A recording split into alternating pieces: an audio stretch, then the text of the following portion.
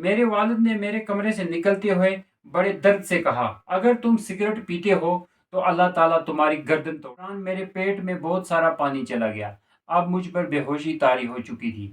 میرے بھائی کا بیان ہے کہ تقریباً 15 منٹ بعد مجھے سوئمنگ پول سے باہر نکالا۔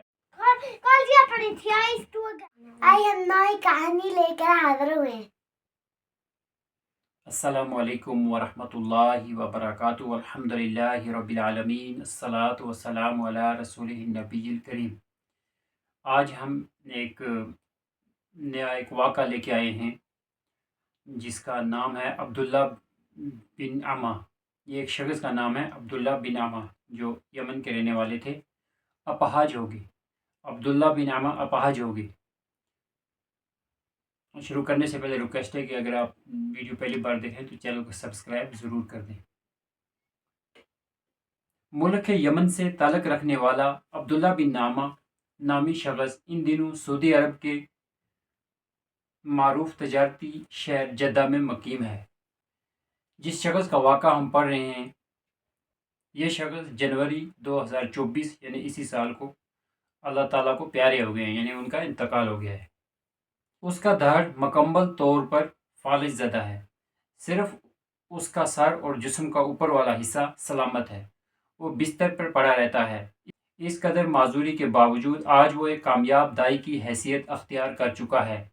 وہ معمولی سی بھی حرکت نہیں کر سکتا، سامنے رکھے ہوئے قرآن کریم کا صفحہ بھی الٹ کر نہیں پڑھ سکتا۔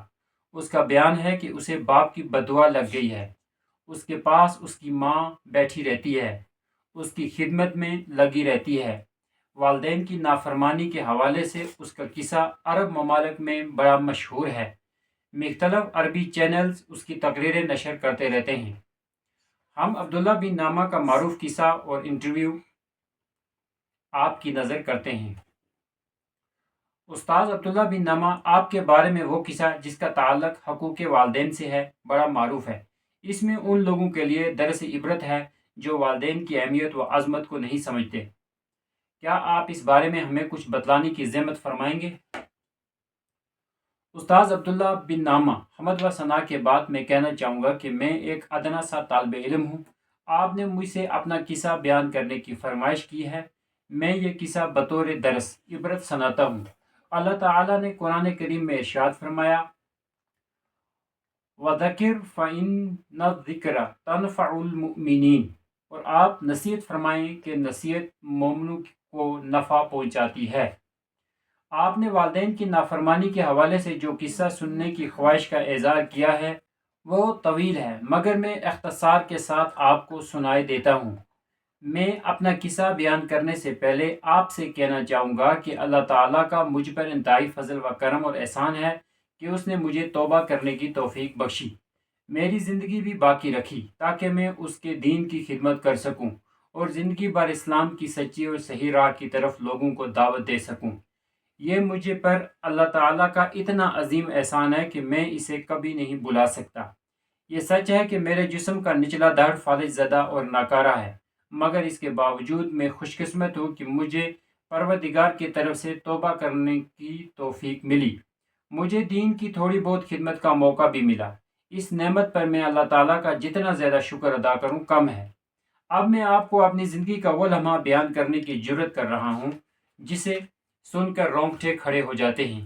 قصہ یہ ہے کہ میں نے برے ساتھیوں کی صحبت اختیار کر لی اور سگریٹ پینا شروع کر دیا۔ اسٹائل کے ساتھ سگریٹ کی کش لینا میری عادت تھی۔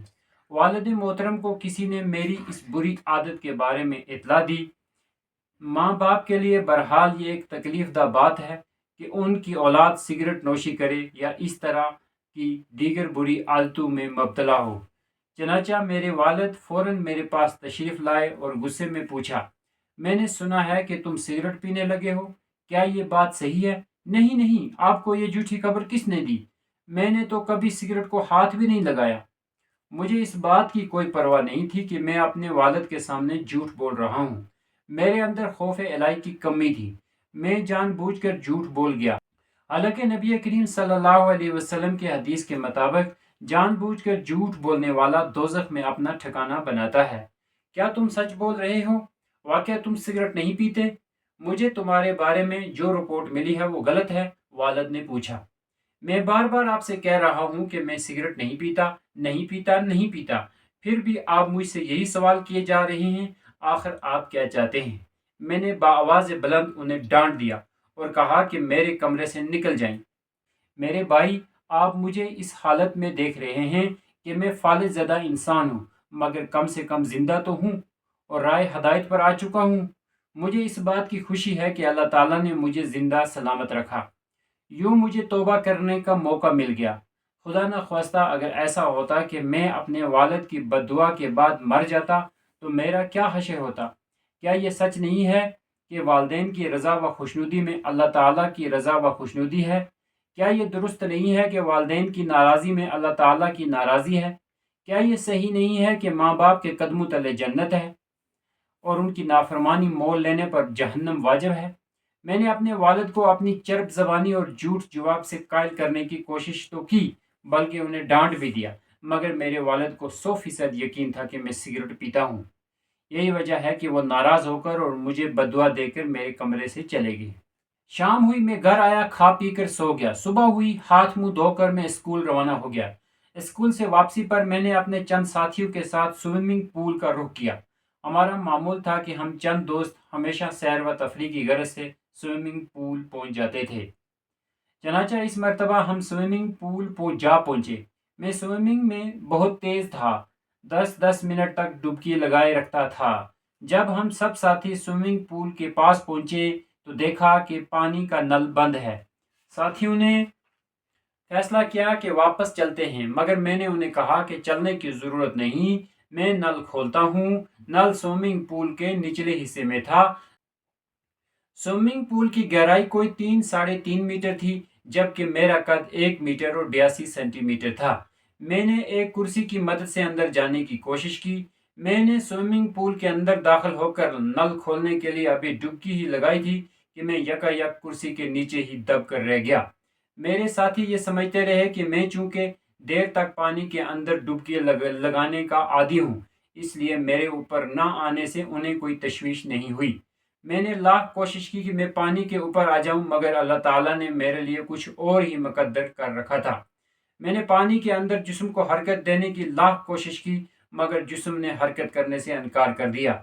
پھر جب میں پانی کے اوپر آیا تو میرے جسم کا نچلا حصہ فالج زدہ ہو چکا تھا۔ سوئمنگ پول کے اندر جب میں پانی میں ڈوبا ہوا تھا تو مجھے یقین ہو چکا تھا کہ میں زندگی کے آخری مرحلے میں ہوں اور میرا جنازہ آج ہی اٹھایا جائے گا۔ مجھے اس وقت یاد آیا کہ رسول اکرم صلی اللہ علیہ وسلم کی تعلیمات کے مطابق مصیبت کی گھڑی میں اپنے نیک اعمال کا حوالہ دے کر اللہ تعالیٰ سے دعائیں مانگی جائیں، اللہ تعالیٰ قبول فرماتے ہیں۔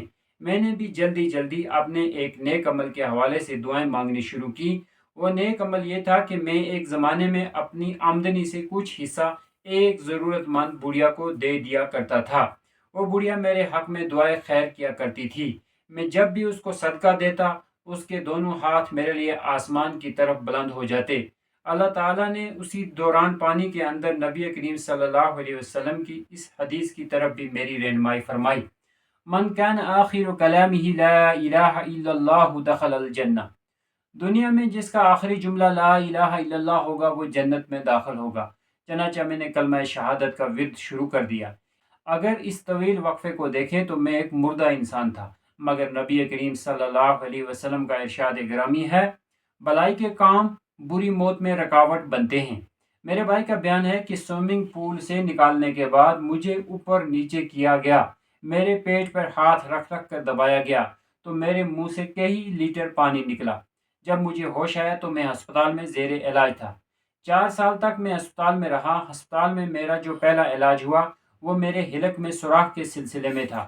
مجھے سانس لینے میں بڑی تکلیف ہو رہی تھی۔ تقریباً 9 ماہ تک میں نے کوئی کلام نہیں کیا، کیونکہ سانس کی ہوا حلق کے راستے نکل جاتی تھی۔ آکسیجن کا بھی بڑا مسئلہ تھا۔ کم و بیش 16 چھوٹے بڑے آپریشن میرے جسم کے ہوئے۔ میری پشت کا سارا حصہ ناکارہ ہو چکا تھا۔ 10-12 برس تک میری کمر کا علاج چلتا رہا۔ آج مجھے بستر مرض پر پڑے ہوئے کوئی 14 سال کا عرصہ گزر چکا ہے۔ میں بہت صبر و تحمل کے ساتھ یہ وقت گزار رہا ہوں۔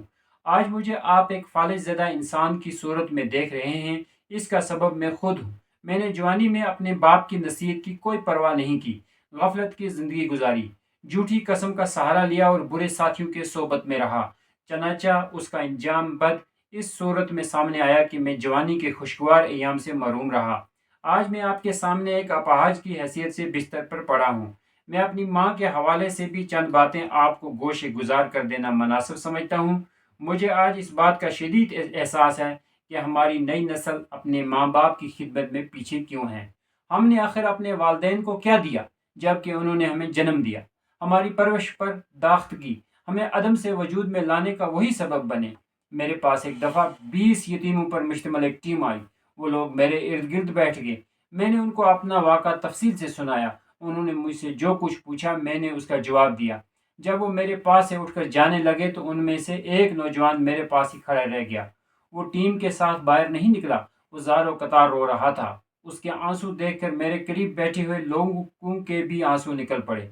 मैंने उनसे दरियाफ़त किया, अजीज़म आखिर तुम्हें यकायक क्या हो गया? तुम ज़ारो कतार क्यों रोने लगे? नौजवान ने अर्ज़ किया, अब्दुल्ला मेरे दिल में ये ख्वाहिश पैदा हो रही है कि काश आपकी जगह मैं होता। मैंने नौजवान से कहा, मेरे भाई अल्लाह का खौफ करो। तुम क्यों चाहते हो कि मेरी जगह तुम होते? उसने इंतहाई मासूमियत से कहा, तुम्हारे पास माँ बाप हैं और हम माँ बाप के साए के बगैर जी रहे हैं। इसके बावजूद कि आप नागफ्ता व हालत में हैं फिर भी आप बेहद खुश किस्मत हैं कि आपके वालदेन अभी ज़िंदा हैं, आपके पास मौजूद हैं, जबकि हमारे पास ये अजीम नेमत मौजूद नहीं। भला माँ बाप जैसी अनमोल दौलत दुनिया में कहाँ मिलती है? सामीन या नाजरीन कराम, यह था यमन के उस नौजवान का किस्सा जो आज भी जिंदा है। किताब में लिखा हुआ है जिंदा, लेकिन गलबन वो जनवरी में वफात पा चुके हैं। अब्दुल्ला बिन नेमा नामी यह नौजवान आज एक कामयाब दाई बन चुका है। दुनिया की मुख्तलिफ मारूफ चैनल्स पर इसके प्रोग्राम नशर हो चुके हैं। सुब्हानकल्लाहुम्मा व बिहम्दिका व अशहदु अल्ला इलाहा इल्ला अंता अस्तगफिरुका व अतूबु इलैक। सुब्हान रब्बिका रब्बिल इज्जति अम्मा यसिफून व सलामुन अलल मुरसलीन वल्हम्दुलिल्लाहि रब्बिल आलमीन। वीडियो आपको कैसी लगी आप उसको ज़रूर लाइक करेंगे। चैनल सब्सक्राइब नहीं किया है तो सब्सक्राइब करेंगे, अपने दोस्त अहबाब में शेयर भी करेंगे। ये मोटिवेशनल स्टोरीज़ जो हैं वालदेन और उनके औलाद के बारे में, ये हमारे लिए मुफीद होंगी।